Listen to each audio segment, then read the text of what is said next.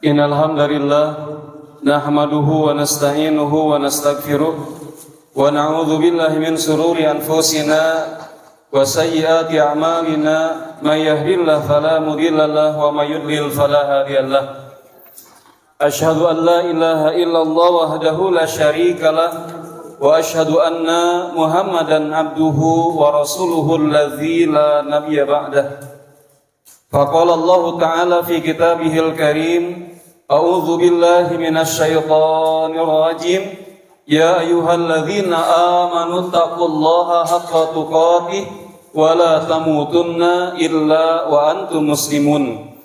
Wa qala Rasulullah sallallahu alaihi wasallam, khairukum man ta'allamal Qur'ana wa 'allama al-hadits. Puji dan syukur kita panjatkan kehadirat Allah Subhanahu wa taala.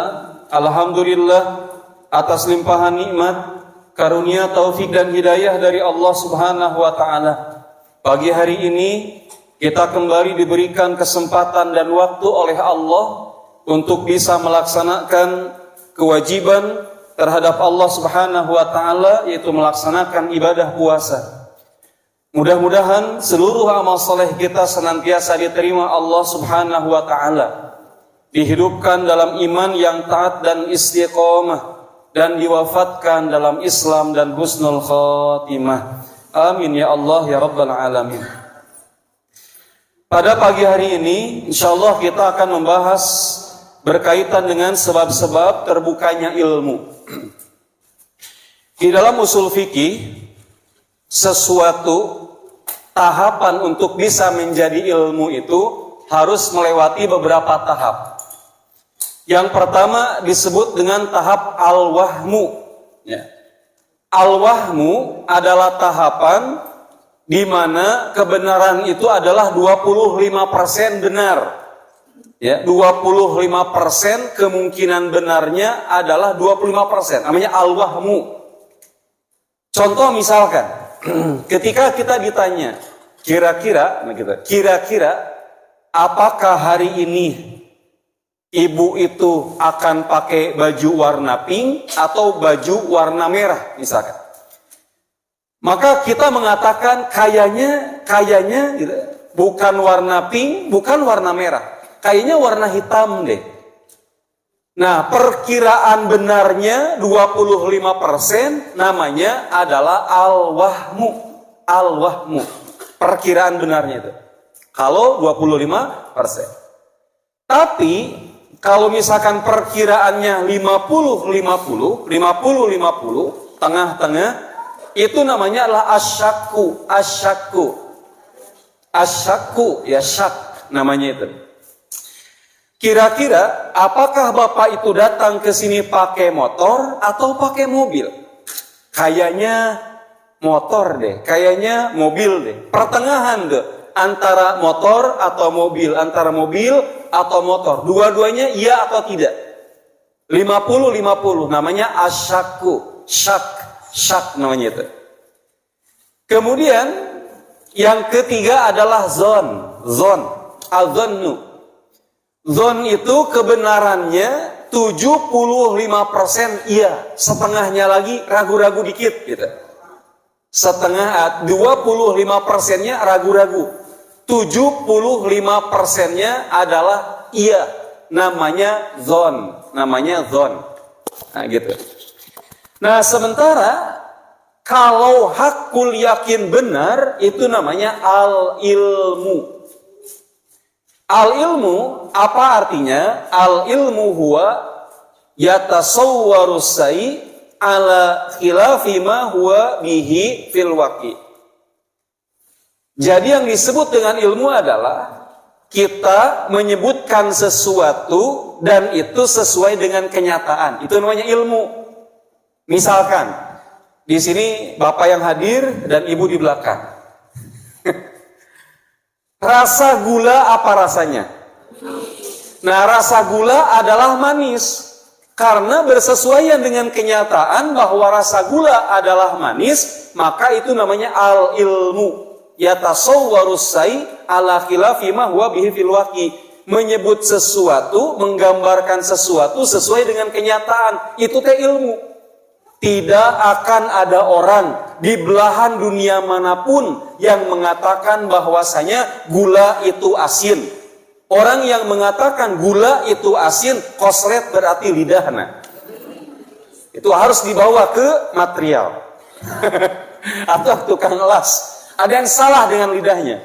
Karena di dunia manapun, di negara manapun akan mengatakan bahwa rasa gula adalah manis.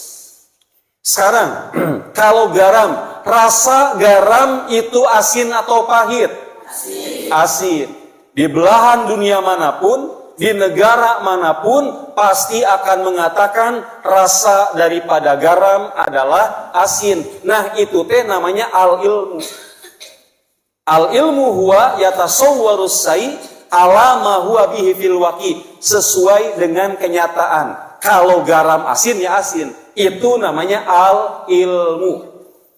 Kira-kira manusia ada laki, ada perempuan. Di antara laki dan perempuan yang bisa mengandung, yang bisa hamil, melahirkan dan menyusui, itu laki-laki atau perempuan?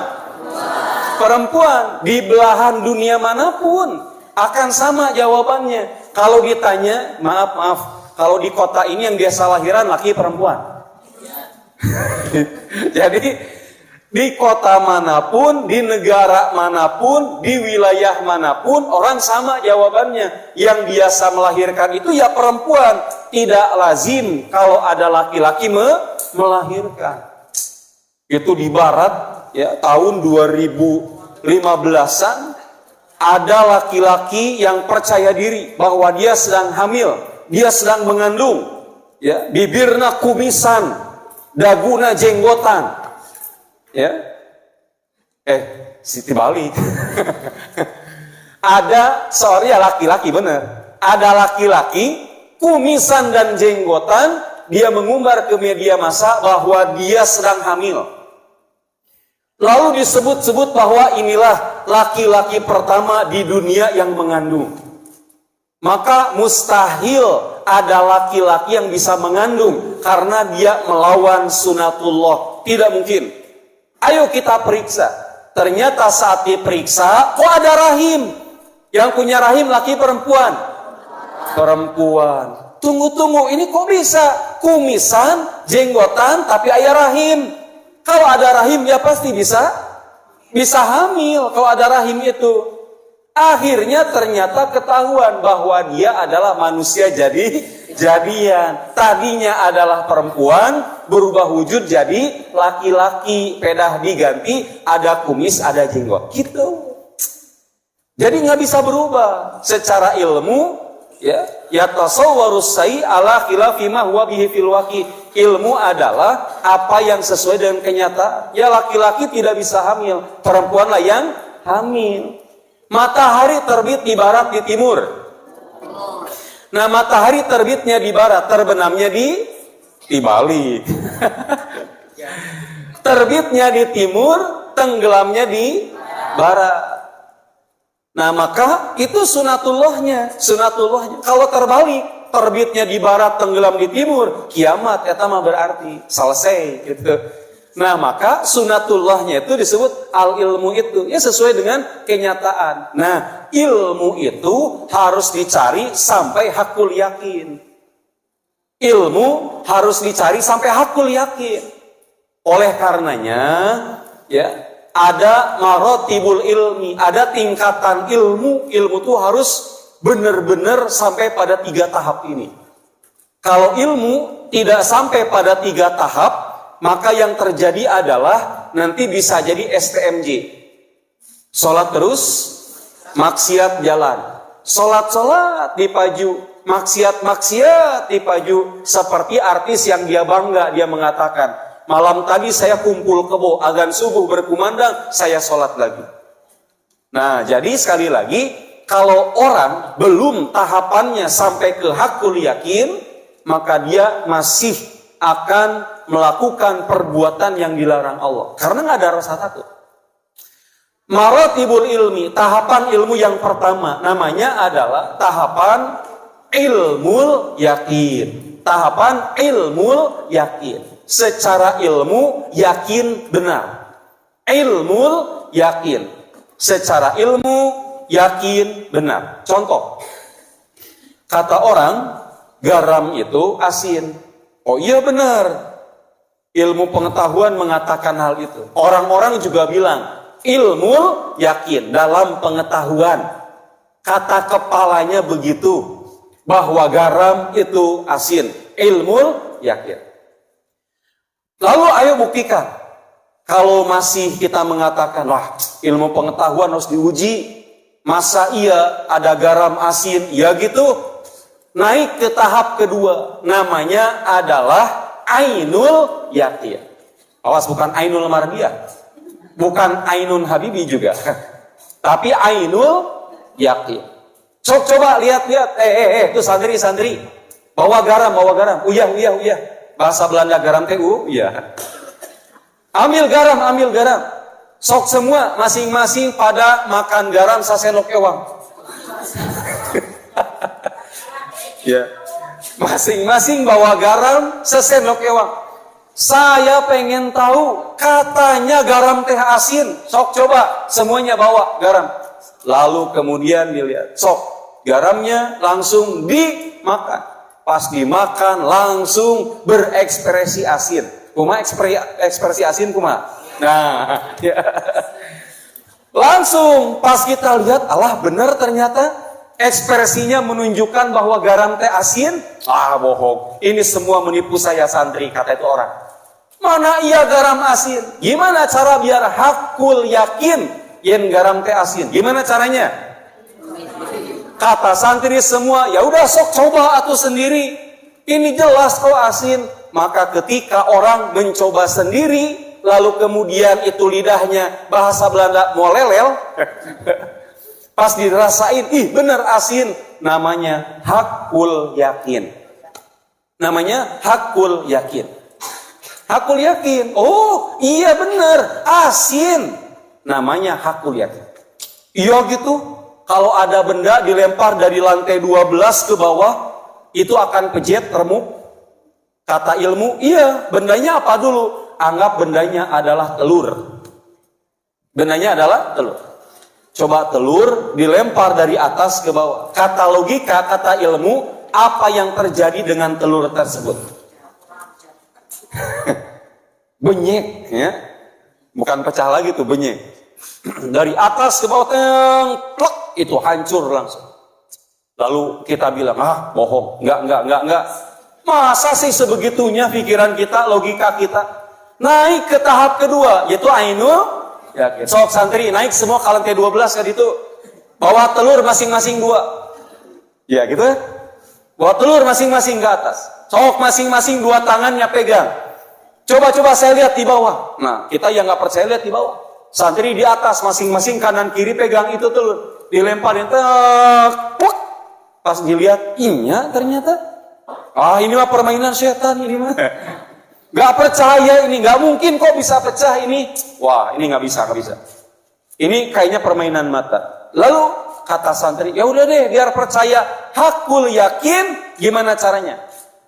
Iya, Anda loncat sendiri dari 12 ke bawah. Pas loncat di atas ke bongeng, plok. Nah, hakul yakin, nya geningan pepes. Itulah tingkatan ilmu. Makanya ibadahnya orang berilmu itu lebih ditakuti oleh setan daripada orang ibadah nggak pakai ilmu. Apa kata para ulama? Fa inna faqihan wahidan asyaddu ala syaitan min alfi abid. Ibadah orang, satu orang saja pakai ilmu, itu lebih ditakuti oleh setan daripada 1000 orang ibadah nggak pakai ilmu itu. Jadi ibadah yang pakai ilmu itu nilainya lebih besar daripada ibadah orang yang dia tidak pakai ilmu. Itu beda. Orang yang sholat tahu rukun, syarat dan pembatal sholat itu dengan orang yang sholat nggak tahu rukun dan syarat sholat, beda banget. Makanya Allah berfirman, fa'lam, ketahuilah, ilmuilah annahu la ilaha illallah, bahwasanya tiada Tuhan kecuali Allah. Jadi harus dibuktikan bahwasanya Tuhan itu adalah Allah. Gimana membuktikan bahwa Tuhan itu ada? Karena orang-orang ateis atau sebagian orang yang tidak percaya ada Tuhan nuntut bukti mana Allah teh. Seperti ucapan Bani Israel kepada Nabi Musa di dalam surah Al-Baqarah. Apa kata orang Bani Israel? Kami tidak akan beriman kepadamu hai Musa sampai kami bisa melihat Allah itu mana, gitu ya. Apa firman Allahnya bagaimana?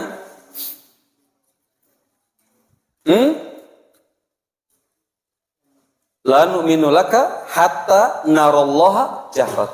Hai Musa, saya tidak akan beribadah kepada Allah sampai lihat Allah langsung. Karena menurut sebagian orang bilangnya begini, yang ada itu harus terlihat, bisa dirasa, dan bisa dipegang. Yang ada itu harus bisa dilihat, dirasa, dan dipegang. Seorang profesor bilang begini, kata profesor, hei mahasiswa, katanya, saya termasuk orang yang harus sesuai dengan logika sesuatu itu. Jadi kalau sesuatu masuk logika, maka saya percaya. Yang tidak masuk logika, saya nggak percaya. Lalu mahasiswa tanya, maksud Anda apa wahai Tuan Profesor? Saya tidak percaya Tuhan, katanya. Karena Tuhan nggak bisa dilihat, nggak bisa dirasa, nggak bisa dipegang, nggak bisa dijilat seperti Oreo. Jadi saya nggak percaya. Lantas kemudian kata mahasiswa, oh berarti menurut Anda bahwa yang ada itu harus bisa dipegang? Iya, katanya. Bahwa yang ada harus bisa dirasa? Iya, katanya. Kalau begitu wahai Tuan Profesor, saya bilang bahwa Anda itu punya otak atau tidak? Ya saya punya otak, katanya. Mana coba otak Anda? Ini. Kok Anda nggak bisa pegang otak Anda? Itu mah kepala. Berarti Anda nggak punya otak. Nah ini adalah permainan cara berpikir. Kadang-kadang ada orang yang ngertinya logika, harus dengan logika. Dengan ayat Quran mahal. Satu waktu ada orang bilang gini, ini katanya ada ulama nih di Bani Israel, harus kita uji keulamaannya. Masing-masing di antara kalian bawa satu pertanyaan. Dari 3 orang bawa satu pertanyaan. Datanglah orang pertama dan mengatakan, wahai Tuan, Anda kan seorang alim. Saya mau tanya kepada Anda. Jika memang Tuhan itu ada, maka saya pengen bukti bahwa Tuhan itu ada. Mana Tuhan itu buktinya? Ini kata ulama, sini kamu, ditempeleng. Ceplak! Iya, ditempeleng. Udah ditempeleng, dia marah. Loh, kamu nempeleng saya. Kenapa kamu tempeleng saya? Saya lapor kamu kepada hakim. Dia lari, itu orang pertama. Orang kedua datang dan mengatakan, Tuan, saya mau tanya kepada Anda. Jika memang bahwa ada setan itu terbuat dari api, lalu akan disiksa di neraka, neraka itu dari api. Bagaimana mungkin api menyiksa api? Bagaimana mungkin api menyiksa api? Nggak masuk logika agama Anda. Maka kemudian dijawab lagi nih, kata ulama ini, sini kamu, ditempeleng lagi, cepet, ditempeleng lagi yang kedua. Maka dia bilang, kenapa saya tanya lalu ditempeleng? Akhirnya datanglah, dia berjanji akan datang ke hakim mengadukan ini yang kedua. Yang ketiganya, datang lagi orang ketiga. Lalu dia bilang, wahai Tuan, saya orang tidak percaya takdir. Buktikan kalau takdir itu ada. Lalu kemudian ini ulama kembali nempeleng lagi. Orang ketiga ditempeleng, ceplak, langsung ditempeleng. Kalau yang nempeleng Nabi Musa, itu Nabi Musa nempeleng orang Kibti, kaumnya Fir'aun, matanya keluar langsung mati orangnya. Jadi ditempeleng ku Nabi Musa. Cepret, matanya keluar langsung mati. Orang ditempeleng ku Nabi Musa. Hari kita mah ditempeleng, cepret, lehok keluar, set. Kalau itu Nabi Musa, cepret, keluar. Gak tanya gitu. Akhirnya ini 3 orang adu ke hakim. Kim, gitu. Ini nih ada orang, kami cuma nanya tapi dia tempeleng kami. Dipanggil sama hakim, Tuan, apa yang Anda lakukan terhadap 3 orang tadi? Kata ini ulama, mereka tanya saya jawab. Terus kenapa ditempeleng? Nempeleng adalah jawaban saya. Maksudnya apa? Orang pertama tanya ke saya, Tuhan itu ada? Jika Tuhan ada, buktikan ada itu. Bagaimana saya pengen lihat itu Tuhan? Saya tempeleng, wahai Tuan Hakim. Ya, saya tempeleng orang pertama. Saya mau tanya yang ditempeleng. Kamu yang ditempeleng sini. Saat ditempeleng sakit nggak? Sakit. Tuh lihat merahnya. Kemudian kata itu orang, kalau begitu saya pengen lihat bagaimana itu bentuknya sakit. Bisa nggak ngeluarin bentuk sakit? Tolong, saya pengen lihat, kata ini ulama, mana bentuk sakitnya seperti apa? Saya pengen lihat bentuk sakit. Ya nggak bisa dilihatin, tapi ada. Maka kata ulama, yang ada seperti sakit kamu ini tidak harus selalu bisa dilihat dan diraba. Tapi ada terasa, itu juga ada. Kalah nih orang pertama. Kata hakim ini orang kedua. Tanya orang kedua. Setan dari api akan masuk ke dalam api. Mana ia api dengan api? Apa kata ulama ini? Saya tempeleng dia, wahai Tuan Hakim. Saya tanya, kamu terbuat dari apa? Terbuat dari tanah. Saya terbuat dari apa? Dari tanah. Masa tanah jeung tanah bisa nyerikeun gitu kan ya? Jadi kalau nggak percaya bahwa api dengan api itu bisa saling menyakiti, buktikan saja. Ya, kita kan dari tanah. Coba ambil batu bata, tempok ke kepala sendiri. Kira-kira kita kan tanah, batu bata juga dari tanah. Sakit nggak kalau ditepok? Ya sakit, padahal tanah dengan tanah. Begitu pula perumpamaan api dengan api. Adapun yang ketiga, dia bilang dia nggak percaya takdir. Maka saya buktikan, saya tanya, kamu tadi ditempeleng sama saya, apakah kamu sudah merencanakan akan ditempeleng? Jadi ditanya, kamu datang ke saya, apakah kamu sudah merencanakan akan ditempeleng saya? Enggak, saya kaget kamu nempeleng. Itulah takdir, takdir rencanakan. Akhirnya itu orang kalah, tiga-tiganya hujahnya. Pada di depan hakim, itu ilmu. Ilmu itu harus seperti itu. Fa'lam annahu la ilaha illallah. Kenapa banyak orang ibadahnya nggak benar? Dikarenakan dia ragu dengan keberadaan Allah sebenarnya. Kalau dia hakul yakin Allah itu ada, maka dia tidak akan berani untuk meninggalkan ketaatan atau melakukan maksiat. Yang harus diterapi dari orang-orang yang tadi tuh banyak melakukan maksiat, dia meninggalkan ketaatan, meninggalkan perintah. Yang harus diterapi adalah dikenalkan Allah. Harus dikenalkan Allah gitu. Seperti gini, ada orang nggak percaya tadi bahwa gula itu manis. Gimana caranya? Untuk dia yakin bahwa gula itu manis. Dia cuma merasakan gula. Harus merasakan gula. Gimana caranya agar orang itu dia mengenal Allah? Dia harus mempelajari firman Allah. Dia harus mempelajari Al-Quran. Dia harus mempelajari hadis Nabi untuk hilang ragu-ragunya itu. Untuk hilang ragu-ragunya. Nah, jadi ada cinta yang unik. Kok bisa ya ada orang jatuh cinta tanpa pernah lihat, cuman tahu tentang cerita saja? Ada. Kalau kita cinta ke orang, harus lihat dulu wajahnya. Maka muncul istilah dari mata turun ke hati. Selanjutnya terserah Anda. Eta iklan baheula gitu kan. Dari mata turun ke hati, selanjutnya terserah Anda. Di sana KKUA gitu kan. Gitu. Nah, jadi orang jatuh cinta itu harus lihat dulu. Tapi pada Allah, pada Rasulullah, lihat. Hanya iman yang berbicara. Hanya iman yang berbicara. Tidak pernah lihat Allah, tidak pernah lihat Rasulullah, tapi kita baca firman-Nya dan hadis Nabi, sabda Nabi, kita jatuh cinta pada Allah dan Rasulnya tanpa lihat. Inilah cinta yang istimewa. Ini santri tahu kisah Laila dan Majnun? Tahu? Nah, kalau di Pamutingan mah ada kisah cinta Romeo and Barat itu Romeo and Juliet. Barat. Kalau di Arab itu adalah Laila dan Majnun. Majnun itu nama aslinya Qais. Nah, Ustaz baru dapat dalam kitab namanya Uqolal Majanin. Ini Uqola al-Majanin. Judul kitabnya Uqola al-Majanin. Akal-akal, logika-logika orang-orang gila. Tetapi yang mendatangkan katanya kebijaksanaan. Ustaz baca di sana. Ada orang tanya kepada Laila. Orang tanya kepada Laila. Duhai Laila, cinta siapakah yang paling besar antara engkau dengan Qais sang Majnun? Maka kemudian kata Laila, cintakulah yang paling besar daripada cintanya Qais terhadap aku. Lalu orang bertanya, aneh, kok bisa? Padahal itu Qais, dari namanya Qais berubah jadi Majnun, jadi gila. Gara-gara dia saking jatuh cinta kepadamu, duhai Laila. Apa kata Laila? Cintanya Qais diketahui oleh orang-orang. Cintanya Qais, isi hati dan pikirannya dikeluarkan kepada orang-orang. Tapi cintaku dalam sendirian, hanya aku yang tahu, tidak aku ceritakan kepada orang-orang. Berat mana cinta memendam dalam hati daripada orang yang cinta dikeluarkan dari hatinya.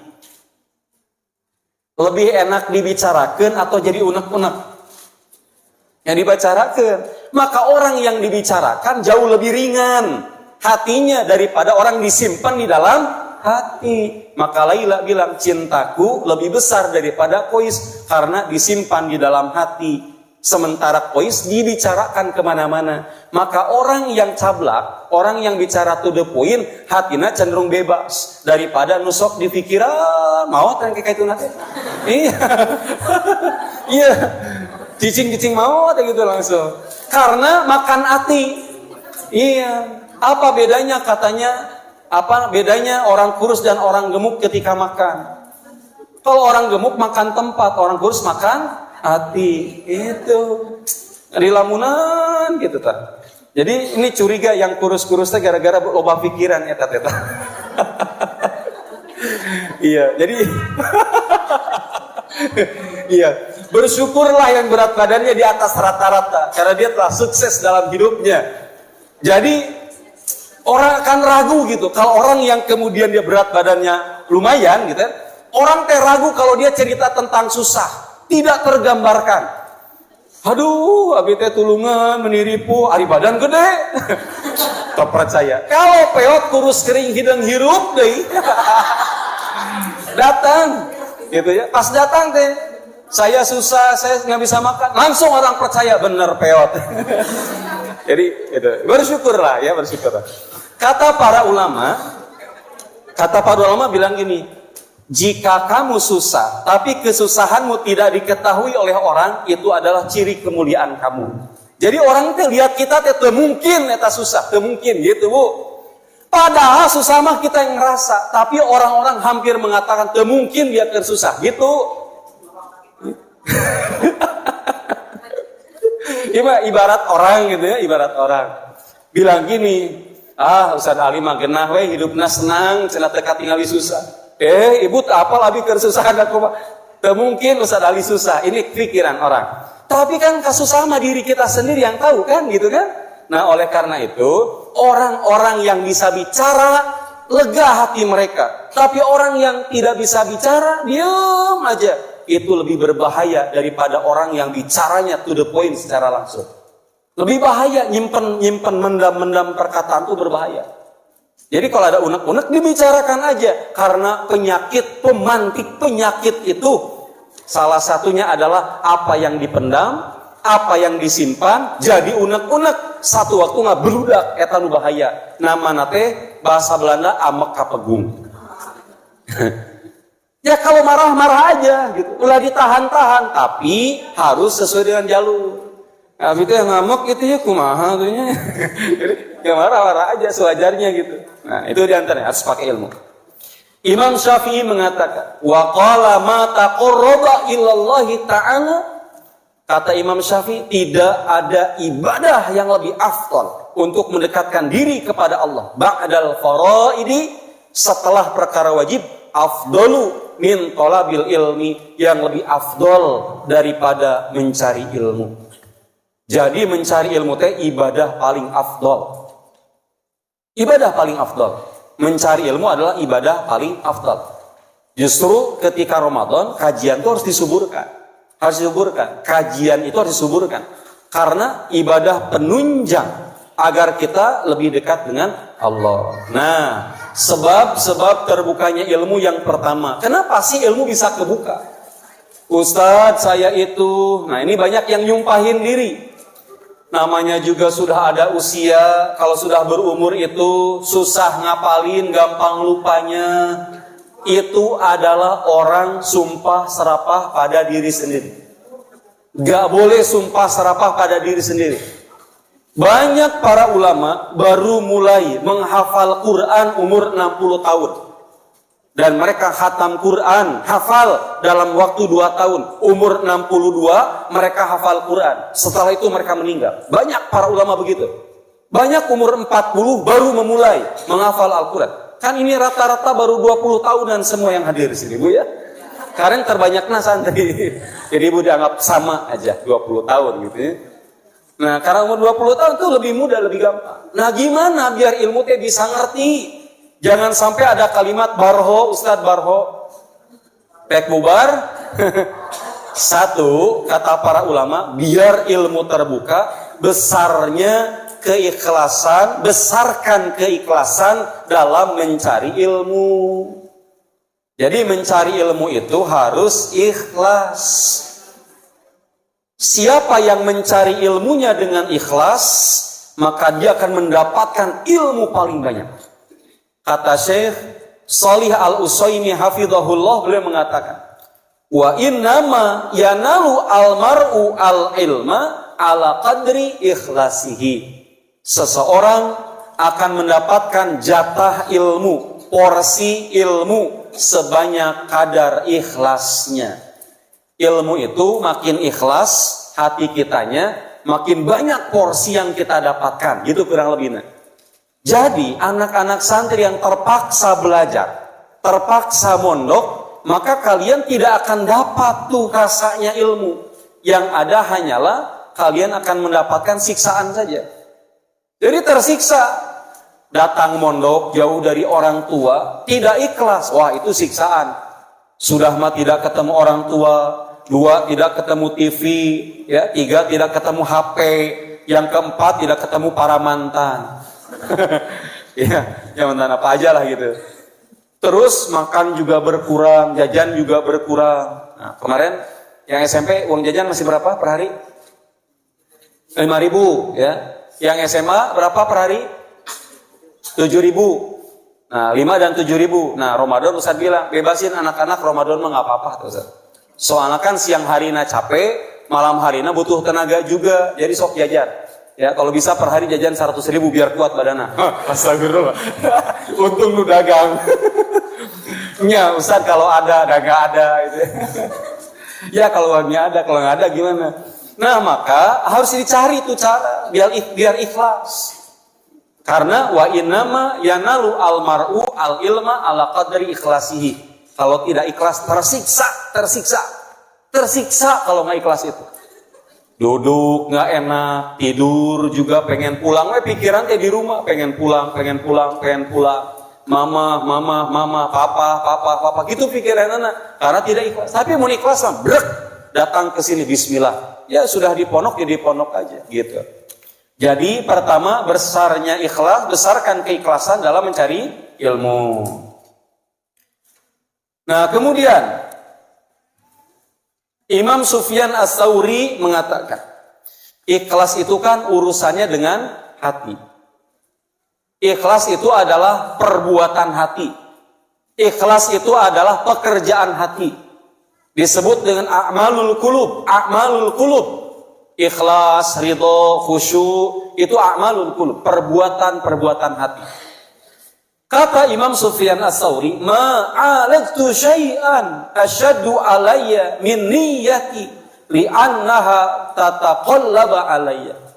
Aku tak pernah mengobati sesuatu yang lebih berat daripada memperbaiki niatku, karena niatku terus berubah-ubah. Jadi katanya, oh ini segampang semudah membalikan telapak tangan. Jadi yang paling gampang berubah adalah niat. Niat itu paling mudah berubah. Makanya kata para ulama, niat itu adalah tijaratun niyah, tijaratul ulama. Perdagangan niat adalah perdagangannya para ulama. Tijaratun niyah, tijaratul ulama. Urusan niat itu para ulama itu paling canggih banget. Ketika mereka menempatkan hati agar seluruhnya dia punya pahala dalam setiap amalan. Contoh, ini contoh. Silakan lakukan perbuatan-perbuatan mubah, tapi gimana caranya perbuatan mubah jadi ibadah? Dan ini dicontohkan para ulama. Contohnya apa? Bu, semuanya, nggak ada ibu, maaf ya. Teteh semuanya di sini. Ya kan tadi sepakat umur 20 tahun semua ya. Kalau tidur, saat sebelum tidur itu bilang gini, niat itu, ya Allah, hamba malam ini mau tidur. Dan tidurnya hamba adalah mengistirahatkan hamba dari perbuatan dosa dan maksiat. Dosa mata yang kalau hamba terjaga, mata ini bermaksiat. Dosa telinga yang kalau hamba terjaga, telinga ini bermaksiat. Dosa pikiran dan hati hamba, maka tidurnya hamba, duhai Allah, mengistirahatkan hamba dari perbuatan dosa dan maksiat yang kalau hamba kerjakan di waktu terjaga, itu akan bertambah dosa hamba. Tidurnya kita itu berpahala. Jika tidurnya 8 jam itu adalah ibadah yang panjang. Jika tidurnya kita 4 jam itu adalah ibadah. Inilah tijaratul niyah, tijaratul ulama. Gitu caranya, nak. Atau bapak ibu makan minum. Nggak ada bapak ibu. Aa dan teteh makan minum.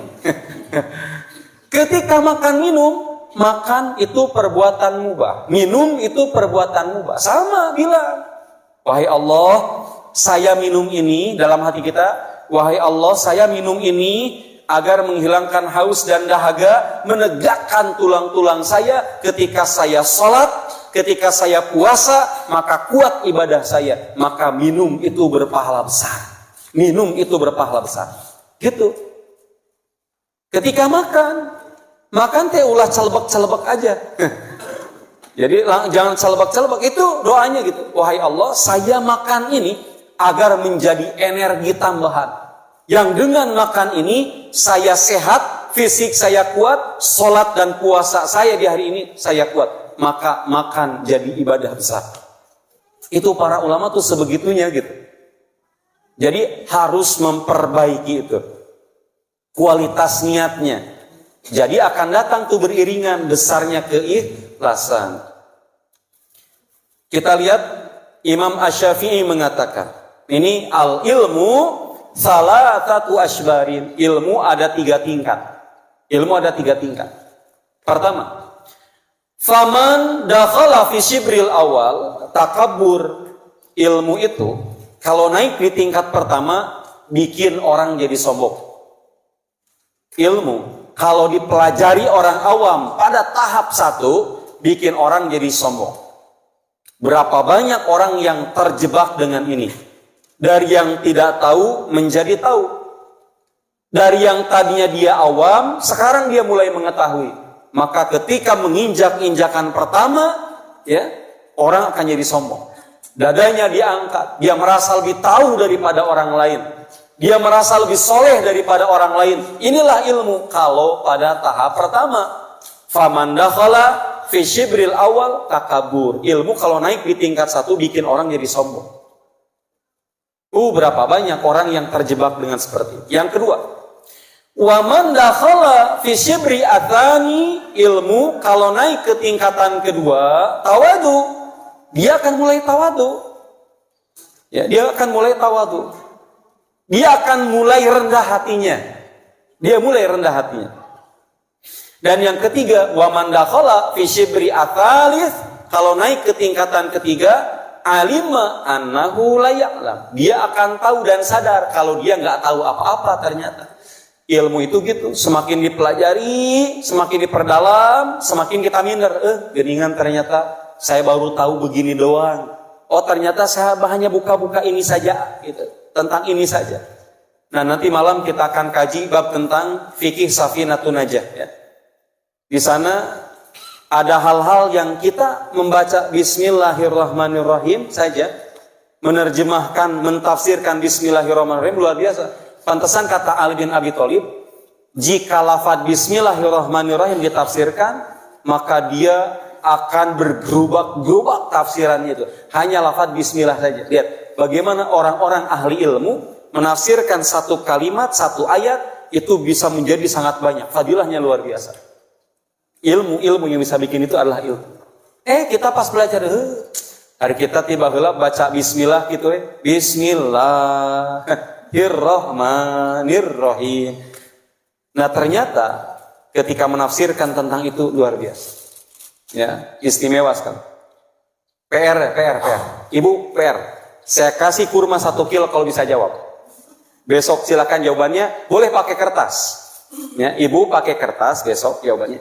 Sebutkan hukum membaca Bismillahirrahmanirrahim 5 hukum membaca Bismillahirrahmanirrahim.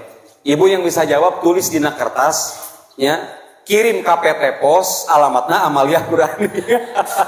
Atau paket lewat JNE boleh. Ibu yang bisa jawab hukum membaca Bismillahirrahmanirrahim. 5 hukum membaca Bismillahirrahmanirrahim. Kalau bisa jawab, saya kasih hadiah insya Allah. Kurma sukari 1 kilo insya Allah. Ya, kurma sukari itu 1 kilo. Insya Allah saya kasih itu. Etama icalan itu. Iya. Ya, kesayang buat besar kurma ada ya. Nah, jadi yang bisa jawab untuk ibu, santri tidak berlaku ya. Santri tidak berlaku. Ini buat ibu aja. Ibu yang bisa jawab, maka dikasih kurma sukari 1 kilo. Gitu. Kalau belum bisa, nanti kita bahas. Ya, untuk pertemuan saat ini di sesi 1 ya, sesi 1 sebab terbuka ilmu, baru 1 yang kita bahas itu berkaitan dengan besarkan kadar ikhlasmu, dengan seperti itu ilmu akan terbuka. Jam berapa ini, Din? Jam 6 pas? Kurang 5 menit. Baik, kurang 5 menit. 5 menit lagi berarti ya. Nah ini terakhir. Imam Syafi'i mengatakan, ya, kata Imam Nawawi begini. Wa qala ma aflaha fil ilmi. Kata Imam Syafi'i, tidak ada orang yang beruntung dalam menuntut ilmu kecuali orang yang mengejarnya dengan total. Jadi orang yang paling beruntung di dalam ilmu adalah orang yang mengejarnya dengan total. Mengejarnya dengan total. Total itu apa? Hatinya siap, fisiknya siap, jangan ragu. Gitu. Eli tahun ini berangkat ke Yaman, jangan ragu. Gitu. Ya Elnya? Tahun ini berangkat, jangan ragu. Gitu. Nah Mama Rapi ada. Rapi kan, Pi mau ke Jerman jadi mual. Tapi bisik-bisik sian homo di situ. Kan di Jerman banyak itu nikah sesama jenis gitu. Tapi kalau hati Rapi kuat mau ke Jerman, ya nanti 2 tahun berikutnya. Tahun yang ngabdi heula, tahun berikutnya bisa berangkat. Gitu. Jadi totalitas, jangan takut. Belilah masa depan dengan harga saat ini. Beli masa depan dengan harga saat ini. Berapapun biaya, kalau ada biaya kita perjuangkan. Yang keduanya adalah sementara harus berpisah dengan orang tua sebentar saja, nggak apa-apa, demi meraih sesuatu yang akan maslahat dunia dan akhirat. Maslahat dunia dan akhirat gitu. Jadi ibu yang hadir, saya kerjasama dengan satu perusahaan besar namanya Halo Beasiswa. Itu memberangkatkan orang-orang ke luar negeri, ke Turki, India, Pakistan, terus ke Yaman, ke Jordan, terus ada yang ke Jerman. Itu diberangkatkan lewat lembaga Halo Beasiswa. Itu tanpa tes dijamin lolos. Beasiswana biar dapat uang, gimana caranya biar dapat uang beasiswa, itu dipandu caranya oleh pihak mereka. Jawa Barat, Mahad Amalia Qurani mewakili. Jadi kami nanti akan menerima pendaftaran yang mau kuliah ke luar negeri. Bukan jadi TKI dan TKW, awas. Kayak malah disebutkan, tuh Mahad, Ustadz Ali bukan jadi TKI dan TKW. Bukan, kuliah. Kuliah, ya kan itu. Jadi nanti setelah Ramadan, Syawal, insya Allah kita akan mengundang banyak sekolah. Ya, dan nanti Ustadz Tarik akan datang ke sini menjelaskan berkaitan dengan program beasiswa kuliah ke luar negeri, baik Timur Tengah ataupun yang lainnya. Ustadz aya Turki aya habimah ka Garut we nya wios. Da Turki ge artina turunan kitu. Gitu. Ya, terima kasih, mudah-mudahan bermanfaat. Semoga Allah memudahkan segala urusan kita, mengampuni dosa dan kesalahan kita. Allahumma rabbana atina fid dunya hasanah wa fil akhirati hasanatan wa qina adzabannar. Subhana rabbika rabbil izzati amma yasifun wa salamun alal mursalin walhamdulillahi rabbil alamin. Wassalamu alaikum warahmatullahi wabarakatuh.